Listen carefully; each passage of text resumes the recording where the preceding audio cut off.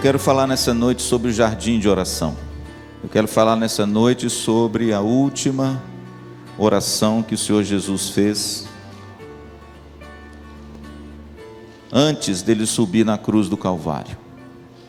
Está registrado em Marcos, também está em Mateus e também está em Lucas, mas eu quero rapidamente discorrer sobre o texto de Marcos. Marcos capítulo 14, versículo 32. Então foram a um lugar chamado Getsêmani. Ali chegados, disse Jesus a seus discípulos: assentai-vos aqui enquanto eu vou orar. E levando consigo a Pedro, Tiago e João, começou a sentir-se tomado de pavor e de angústia. E lhes disse: a minha alma está profundamente triste até a morte, ficai aqui e vigiai. E adiantando-se um pouco, prostrou-se em terra e orava para que, se possível, lhe fosse poupada aquela hora. E dizia: Abba, tudo te é possível, passa de mim este cálice, contudo não seja o que eu quero, e sim o que tu queres. Voltando, achou-os dormindo, e disse a Pedro: Simão, tu dormes? Não pudeste vigiar nem uma hora? Vigiai e orai, para que não entreis em tentação. O espírito, na verdade, está pronto, mas a carne é fraca. Retirando-se de novo, orou, repetindo as mesmas palavras. Voltando, achou-os outra vez dormindo, porque os seus olhos estavam pesados, e não sabiam o que lhe responder. E veio pela terceira vez e disse-lhes: ainda dormis e repousais? Basta, chegou a hora. O Filho do Homem está sendo entregue nas mãos dos pecadores. Levantai-vos, vamos, eis que o traidor se aproxima. Uma das maiores bênçãos e ao mesmo tempo uma das maiores dificuldades da vida cristã é a oração. Sabemos que precisamos orar, mas não oramos, né, Tânia? Sabemos que a oração é o oxigênio da vida cristã, mas negligenciamos.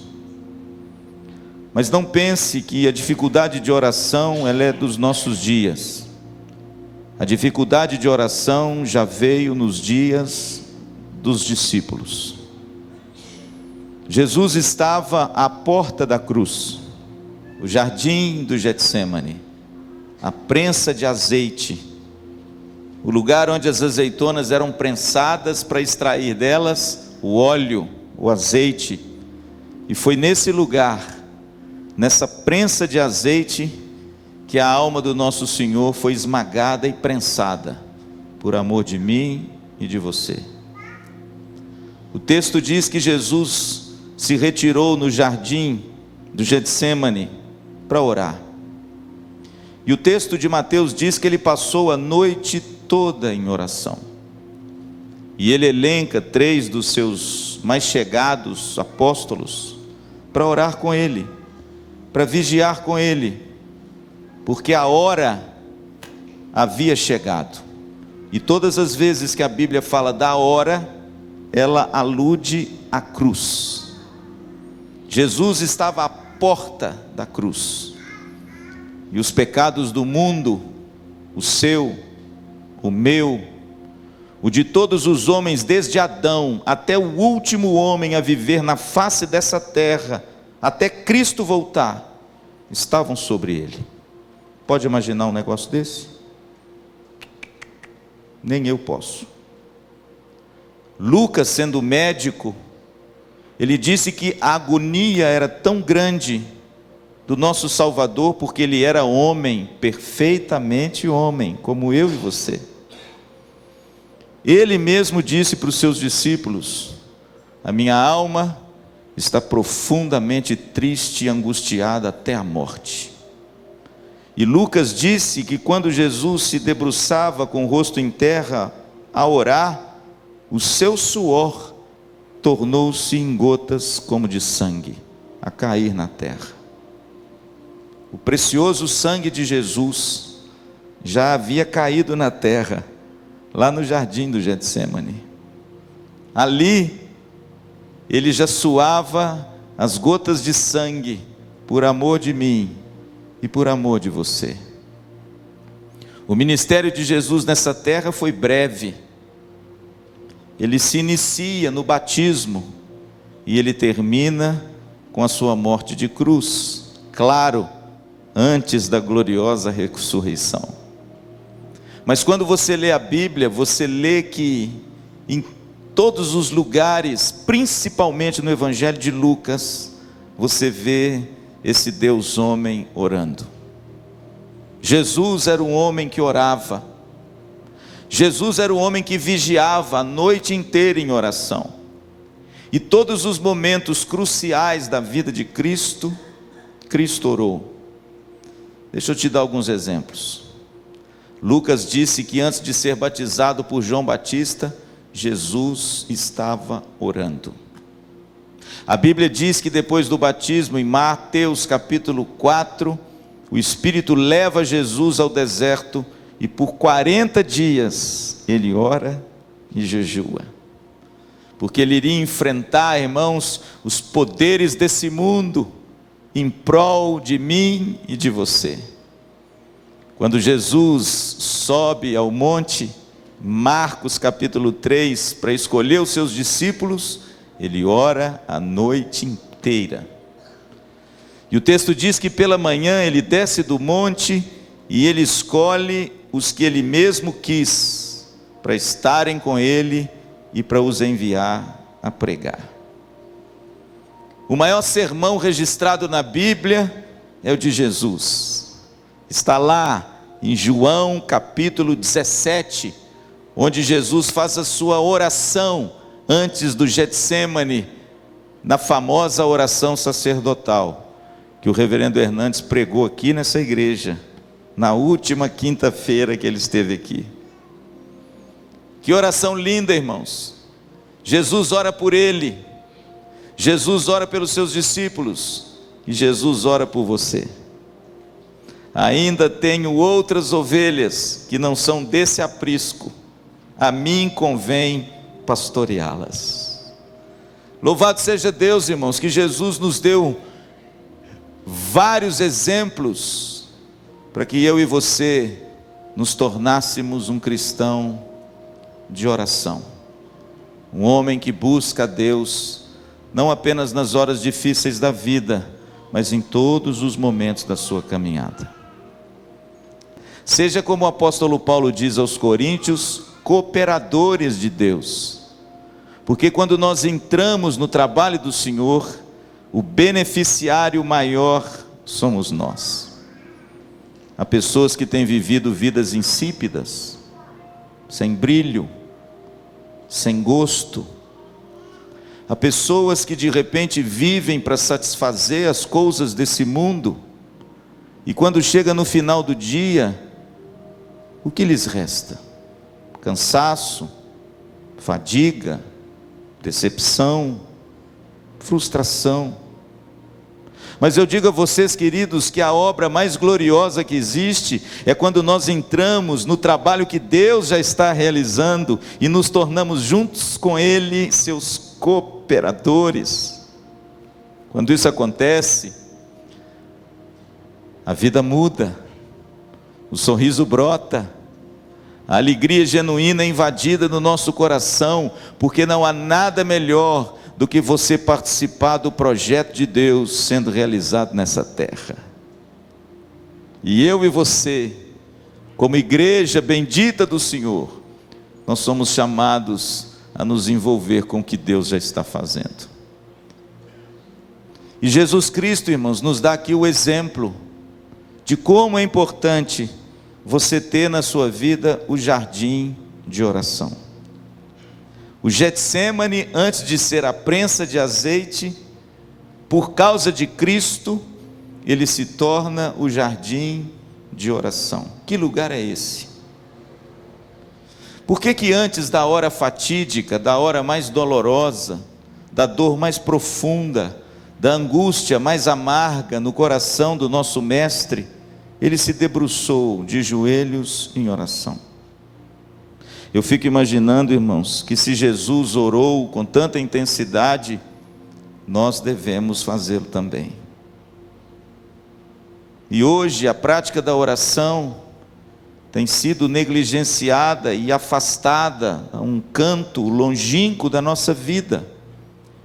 Queremos realizar muitas coisas, mas esquecemos daquilo que dá vida, brilho e sabor, que é a comunhão e a intimidade com Cristo na oração. Há um livro de uma autora que tem um título muito peculiar e que as mulheres e nós homens deveríamos ler. Esse livro fala, e esse livro tem o seguinte título: Como ser Maria num mundo de Marta. Como aprender a ser Maria num mundo de Marta. Sabe por quê, irmãos? Porque o mundo aplaude aquele que faz. Não é verdade? O mundo aplaude aquele que realiza. O mundo aplaude aquele que trabalha com intensidade. O mundo aplaude aquele que mostra resultados. O mundo aplaude aquele que tem projetos, e esses projetos são desenvolvidos, e esses projetos saltam aos olhos. O mundo aplaude as Martas, trabalhando freneticamente para lá e para cá, porque parece, aos olhos do mundo, que se o sujeito trabalha muito, ele tem muito valor. Por favor, irmãos, não me interpretem mal. Eu não estou alimentando vagabundagem de ninguém, porque vocês mesmos já me conhecem um pouco. Mas o que eu estou querendo dizer é que esse livro é precioso, porque ele nos ensina algo que Maria disse e fez, e que através dos lábios de Jesus, ele recebeu a alcunha de ser a boa parte, a melhor parte, e essa nunca lhe será tirada. Reverendo Hernandes, numa das pregações que eu ouvi há pouco tempo dele, ele disse que a grande reforma que a igreja evangélica brasileira precisa é o retorno ao evangelho e à oração. Estamos nos esquecendo da simplicidade e da beleza do evangelho. Estamos nos esquecendo de nos submetermos a Deus em oração. O jardim da oração. Que lugar é esse? Que lugar é esse, irmãos, que eu preciso tanto na minha vida?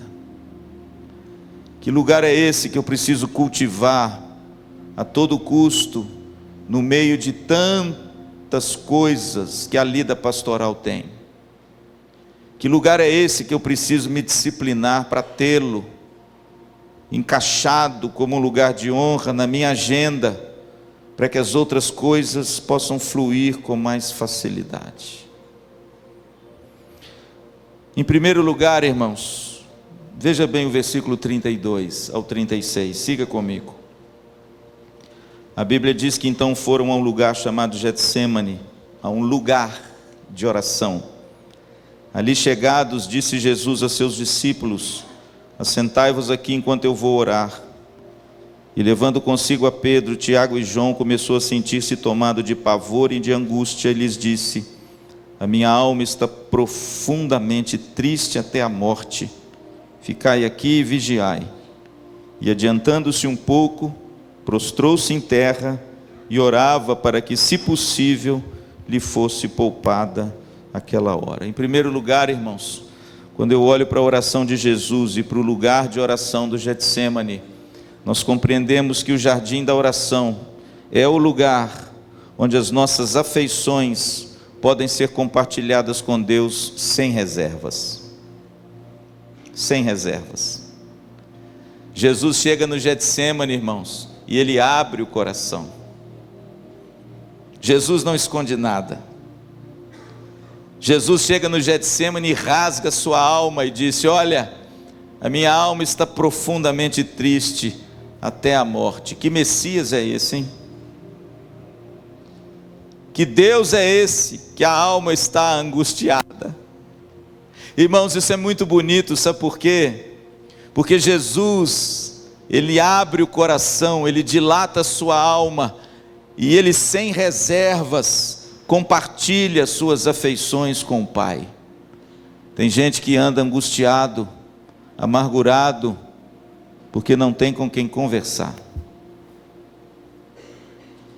É por isso que às vezes, irmãos, o gabinete pastoral é tão bom, e alguns irmãos ainda não fazem uso dele. O gabinete pastoral é bom porque no gabinete pastoral você pode abrir o seu coração, e você pode dizer isso ao pastor Luciano, que pela graça de Deus é uma pessoa confiável. E muitas vezes as pessoas que vão ao meu gabinete não esperam um conselho, esperam apenas um ouvido,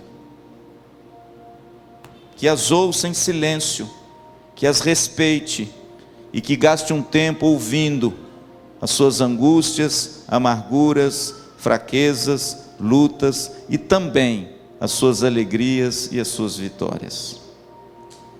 Ah, irmãos, o lugar de oração é uma bênção, sabe por quê?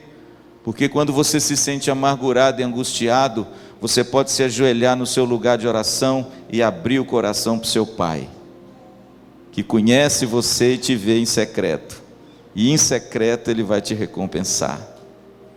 Como é bom saber, querido, que na nossa angústia da alma, nós temos um Deus que nos ouve, nos acolhe, sem mentiras, sem reservas. Deixa eu te dizer uma coisa, você não pode dizer tudo aos homens, mas você pode dizer tudo a Deus. Talvez os filhos não dizem tudo aos pais, talvez os maridos não dizem tudo à esposa, talvez as esposas não digam tudo ao seu marido, talvez as ovelhas não digam tudo ao seu pastor, mas saiba de uma coisa, você pode dizer tudo ao seu Pai do céu. Davi nos ensinou essa verdade. Davi nos Salmos, irmãos, quando ele orava, ele rasgava o coração diante de Deus e dizia tudo para Deus sem reserva. Sabe por quê? Porque quando você faz isso, você alivia o fardo, você diminui o peso, você arranca o estresse do seu coração e lança diante de Deus, que diz: o meu fardo é suave e leve. Que lugar glorioso, irmãos.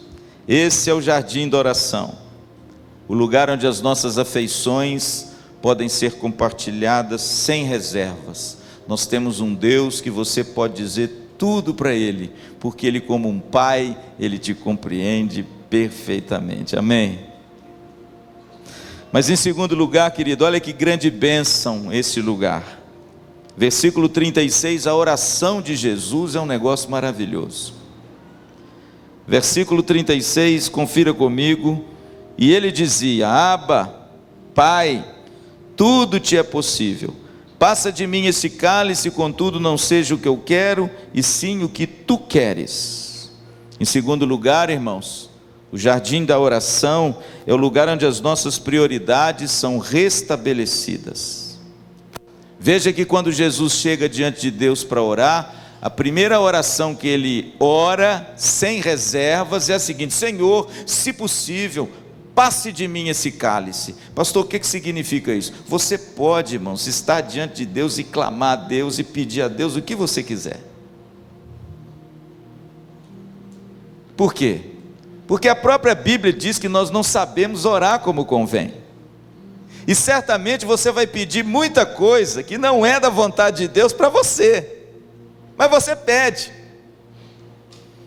Davi pedia, Jesus pediu: Pai, se possível, passe de mim esse cálice. Por quê? Porque a vontade do homem Jesus Cristo era que aquela hora passasse dele, que ele não pudesse, não tivesse que passar por aquilo, porque foi muito doloroso para ele. E eu aprendo, irmãos, uma grande lição nesse texto. Você pode levar a Deus as suas súplicas, você pode falar com seu pai os desejos do seu coração, mas é lá na oração que as prioridades de Deus vão ser realinhadas e reveladas a você. É por isso que a gente tem que orar, porque eu não sei o que fazer, eu penso em alguma coisa e oro por isso, mas Deus é maior, e a vontade dele vai ser feita, e quando eu oro, eu tenho paz, porque eu sei que eu coloquei tudo nas mãos de alguém muito mais competente do que eu, para gerenciar e para dirigir a minha vida. Jesus se ajoelhou diante do Pai 3 vezes, e pediu: Pai, se possível, passa de mim esse cálice. Devemos orar sem reservas. Você pode buscar a presença de Deus, irmãos, e abrir o seu coração para Deus, mas quando você ora, as prioridades de Deus são estabelecidas e restabelecidas na sua vida, porque Jesus termina a oração assim: contudo, não seja feito a minha vontade, mas a tua. E aí eu pergunto a vocês, qual foi a vontade do Pai para a vida de Cristo? Dizer para a oração do Filho: não. Não. Pai, passa de mim esse cálice. Não. Não, pois esse é o meu plano para você.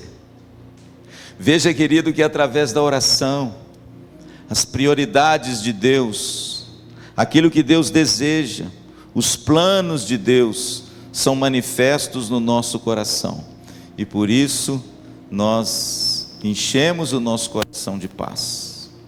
O interessante, queridos, é que quando Jesus fez essa oração, Deus respondeu essa oração, só que a resposta de Deus não foi segundo a vontade da oração do Filho. É claro que aqui eu estou falando do Jesus homem. Jesus orou pedindo que o cálice fosse retirado, mas o plano eterno de Deus para o seu Filho é que Jesus tomasse esse cálice e por causa disso ele alcançasse com a sua graça salvadora a mim e a você. Ele recebeu de Deus o não, por amor a você. Por isso, querido, que quando a gente se ajoelha para orar, como a gente faz aqui na primeira semana como igreja, há uma frase que eu gosto muito e tenho muito no meu coração, que é o seguinte: nós devemos orar a Deus sempre sem reservas, mas nós devemos esperar a resposta sem nenhuma exigência. Eu decreto. Você já ouviu isso aí? Eu exijo. Você já viu isso por aí? Eu decreto que isso aconteça. Não, irmãos. Com a oração de Jesus, a gente aprende que o poder de resolver e de fazer todas as coisas não está nas minhas mãos, mas está no plano eterno e soberano de Deus, que faz todas as coisas segundo o conselho da sua vontade. E que de uma forma misteriosa, através da oração, Ele realiza essa vontade no seu coração e restaura as prioridades na sua vida, através e mediante a oração. Você quer ver um exemplo? Lá em Mateus capítulo 7, Jesus termina o Sermão do Monte dizendo assim: pedi e dá-se-vos-á, buscai e achareis, batei e abri-se-vos-á. Aí ele termina dizendo: pois todo aquele que pede, recebe, todo aquele que busca, encontra, todo aquele que bate, abrir-se-vos-á. Pastor, o que Jesus está dizendo? Ele está incentivando você a fazer o quê? Buscar, pedir e bater. Pastor, qual a nossa função como igreja? Buscar, pedir e bater.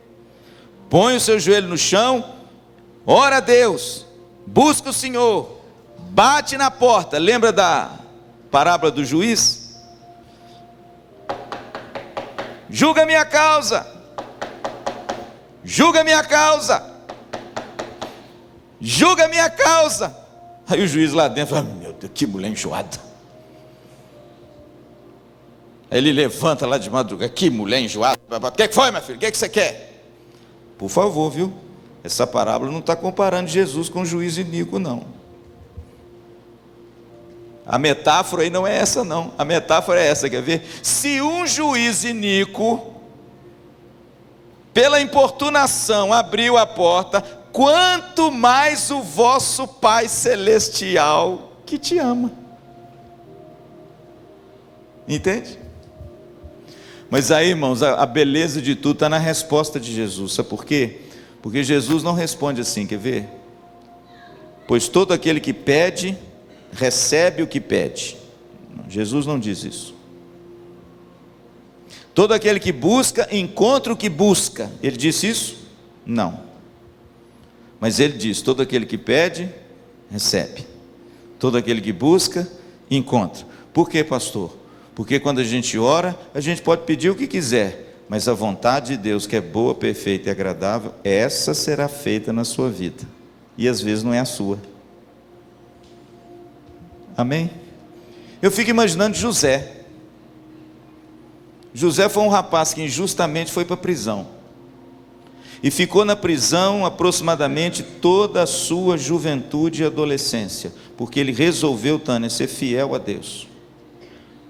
E de repente um dia ele estava na prisão e 2 serviçais do rei foram encarcerados com ele. O copeiro do rei e o cozinheiro do rei. E o copeiro do rei e o cozinheiro do rei teve 2 visões. E José lá na prisão, Gênesis capítulo 40, ele consegue resolver o sonho.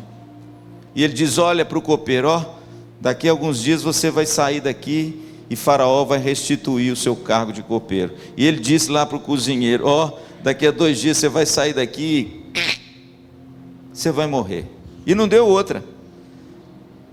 A Bíblia diz que Faraó deu uma grande festa e resolveu restituir o copeiro ao seu cargo e resolveu matar o outro. Só que acontece um fato interessante.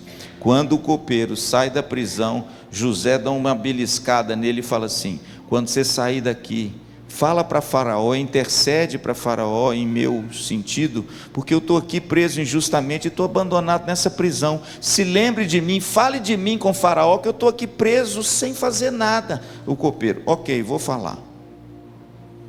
Já aconteceu isso na sua vida? A Bíblia diz que quando o copeiro é restituído no seu cargo, capítulo 40, ele se esqueceu de José. Se esqueceu. E eu imagino que José, irmãos, como um piedoso homem que era e jovem, ele deve ter orado muito para aquele copeiro não esquecer. Oh Deus, que aquele copeiro não esqueça de falar para Faraó, que aquele copeiro narre para Faraó aquilo que eu disse, porque eu fui esquecido aqui injustamente. Senhor, toca na memória daquele copeiro. Mas sabe o que o texto diz, irmãos? O texto diz que quando o copeiro saiu, ele se esqueceu de José. E sabe quanto tempo José ficou preso mais, doutora? 2 anos. 2 anos. Eu acho que José poderia ter pensado assim: meu Deus, a esperança se foi. Esse sujeito esqueceu de mim, vou morrer aqui mesmo. Mas aí, irmãos, o texto é lindo demais. Gênesis 41, a Bíblia diz que depois de 2 anos, quem sonhou não foi o copeiro, quem sonhou foi Faraó. E agora sim, o copeiro se lembrou de José. Por quê? Porque se José tivesse sido lembrado pelo copeiro a Faraó há 2 anos atrás, ele poderia até ter saído da prisão, mas o máximo que ele seria é um auxiliar de copeiro, porque Faraó não ia dar crédito nenhum para ele, porque ele desvendou o sonho de um copeiro. Mas foi necessário, irmãos, aprove aos planos eternos de Deus e maravilhosos e muito mais altos do que os nossos, deixar José mais 2 anos na prisão. Sabe por quê? Porque depois de 2 anos quem ia sonhar era Faraó. E aí sim o copeiro se lembrou dele e falou: ó, tem um rapaz lá na prisão que quando eu estava preso, ele conseguiu desvendar o meu sonho. Aí Faraó disse: traga ele aqui. E veja bem, irmãos, os planos de Deus são maiores e melhores do que os nossos planos. José orou para sair da prisão quando o copeiro saiu, mas Deus ainda tinha 2 anos para deixar José lá. Sabe por quê? Porque Deus não queria que ele saísse como auxiliar do copeiro, ele queria que José saísse como senhor de toda a terra do Egito. Vale a pena, querido, vale a pena você orar, mesmo que de repente você não tenha suas orações respondidas da forma que você quer, mas quando você se dobra diante de Deus, as prioridades de Deus são restabelecidas na sua vida e você tem paz para caminhar. Mas em último lugar, querido, veja bem, versículo 41 e 42 eu encerro. O jardim de oração. Aliás, o pastor Josué Rodrigues, se não me engano, tem uma música com esse título, o jardim da oração. Que lugar é esse, meu irmão, que Jesus se utilizou dele no final da sua caminhada terrena?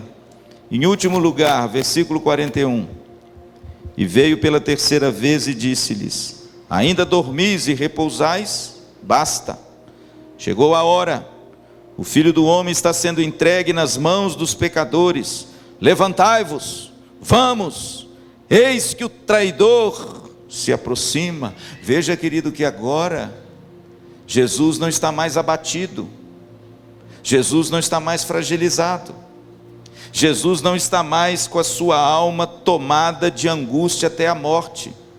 Pelo contrário, Jesus ora por 3 vezes, ele não conta com a companhia dos seus amigos, porque, como eu disse no início, para o crente orar é difícil desde aquela época, um sono na gente que dá. Mas Jesus orou, ele se debruçou 3 vezes em terra e fez a mesma oração. Mas agora, irmãos, alguma coisa acontece magistral, maravilhosa, soberba. A Bíblia diz que esse homem que iniciou a sua oração no jardim com a alma angustiada, atribulada, que ele mesmo testemunhou isso, ele agora se levanta, robusto, determinado, corajoso e confiante, e ele mesmo desperta os seus discípulos: vamos, levantem-se, a hora chegou. Veja, querido, que aquele que se ajoelhou com a sua alma trêmula, levanta com seus pés e mãos firmes. Aquele que se prostrou diante de Deus, com o coração angustiado, é o mesmo que se levanta agora confiante, determinado. Por quê? Porque em último lugar, irmãos, o lugar de oração é o lugar onde os abatidos são fortalecidos. Talvez seja por isso que os discípulos de Jesus, lá no Sermão do Monte, disseram assim: Senhor, ensina-nos a orar. Talvez seja por isso, querido, que está faltando oração no nosso meio. A nossa alma tem ficado atribulada por muito tempo. Quem sabe não está faltando oração diligente, joelho no chão, para que de repente a sua alma amargurada se levante, forte, robusta, corajosa, confiante, porque através da oração a graça foi derramada, e você agora enfrenta tudo e a todos no poder do Senhor. Assim foi com Jesus. O lugar de oração, irmãos, é o lugar onde os abatidos são fortalecidos. Elias, no momento mais difícil da sua peregrinação, cansado, abatido, amargurado, deprimido, se coloca no fundo de uma caverna e ora: Senhor, eu não sou melhor do que os meus pais, todos me abandonaram e eu fiquei só. Está vendo como é que com Deus você pode falar tudo sem reserva? Senhor, eu estou aqui agora, o que será de mim? Veja que Elias se refugia na caverna, angustiado e abatido, e ele ora, e ele clama, e ele fala com o Pai, o estado da sua alma. Mas irmãos, quando você termina de ler esse texto, você vê um Elias corajoso. Deus levanta o seu profeta e diz: ei Elias, o que você faz aqui? Tem muita coisa para ser realizada. Unge Eliseu profeta no seu lugar, unge o rei que você tem que ainda ungir. O seu ministério não acabou. Elias então se levanta destemidamente e continua o seu ministério. Lugar de oração. Talvez você se sinta abatido, talvez a sua alma esteja amargurada. Eu vou te dar uma receita boa, viu? Não é um Rivotril, é oração. Um dos grandes remédios da fé, o maior remédio da fé é a oração. Quando nós dobramos os nossos joelhos, nós podemos chegar na presença de Deus angustiados, mas quando nos levantamos, Deus nos ergue pela mão e diz: não temas, porque eu te ajudo e te sustento com a minha destra fiel. Você quer ver um exemplo disso? E eu concluo. Dá uma olhadinha na sua Bíblia comigo. Eu queria citar, mas eu queria que você lesse. Olha um exemplo dessa realidade em Davi. Aliás, irmãos, Davi é o grande ícone de tudo isso que eu acabei de dizer. Lugar de oração é o lugar onde você pode dizer tudo para Deus sem reserva. Davi fazia assim.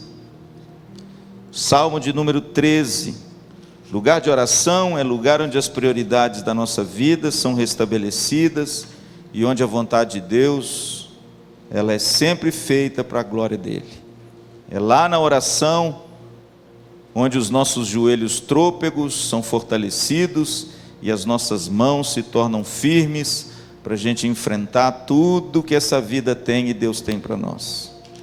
É lá, querido, que você se prostra abatido e se levanta fortalecido. O Salmo 13, irmãos, é uma coisa linda, e eu termino com ele. O Salmo 13, dá uma olhadinha comigo, no versículo 1 ao versículo 4, Davi é um homem abatido, Davi é um homem com o coração dilacerado, Davi faz várias perguntas e questiona Deus. Dá uma olhadinha aí. Até quando, Senhor, esquecer-te-ás de mim para sempre? Deixa eu te perguntar uma coisa, você já fez essa oração? Até quando, Senhor? Versículo 2: estarei eu relutando dentro da minha alma, com tristeza no coração a cada dia. Você já fez essa oração? Até quando, Senhor, o Senhor vai esquecer de mim? Olha a situação que eu me encontro. Versículo 3: atenta para mim, responde-me, Senhor, Deus meu, ilumina-me os olhos, para que eu não durma o sono da morte, para que não diga o meu inimigo, prevaleci contra ele, e não se regozijem os meus adversários, vindo eu a vacilar. Irmãos, Davi é um homem que se prostra diante de Deus com a alma em frangalhos, vivendo um momento terrível na vida dele, com o sentimento de que Deus o abandonou. Como é que ele trata disso? Ele vai a Deus. De que forma? Em oração. E ele rasga a sua alma, e ele fala com Deus, e ele expõe a sua dor, e ele se prostra diante de Deus, e sem reservas, ele faz questionamentos a Deus. Agora, irmãos, o milagre acontece. Durante a oração, o estado desse homem muda, as afeições desse homem mudam, a alma desse homem muda, tudo na vida dele muda, porque no meio do salmo, parece até que é outro salmo. Olha o que diz aí o versículo 5: no tocante a mim, confie na tua graça, regozije-se o meu coração na tua salvação, cantarei ao Senhor, porquanto me tem feito muito bem. Agora cá para nós, não parece que são dois salmos diferentes? Na primeira parte ele ora, declara sua angústia, mas ao mesmo tempo, esse homem se levanta, de que forma, pastor? Fortalecido, confiante, corajoso e crente na graça de Deus. E foi ele mesmo que escreve em outro salmo: a minha graça é melhor do que a vida, por isso os meus lábios te louvo.